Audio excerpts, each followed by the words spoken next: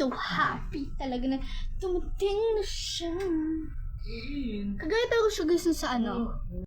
Talaga siya noong sa bagos. Mga manuals niya. Tapos meron pa siyang guys, sa murang halaga lang. Ganda na ng kanyang quality guys. Yan pa lalagyan niya.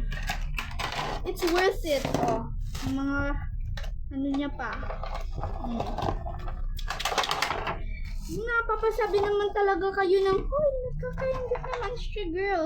Okay, so, try natin ilagay yung hindi siya kagaya guys ng sa Gujodok. Ay, kasi na. Ay guys, hindi siya kagaya ng sa isang brand na may lanyard ng kanilang ano. Pero ito talaga, ang ganda niya talaga guys. Ano ba naman kayo? That's all, bye. Ano ito part 2 ha?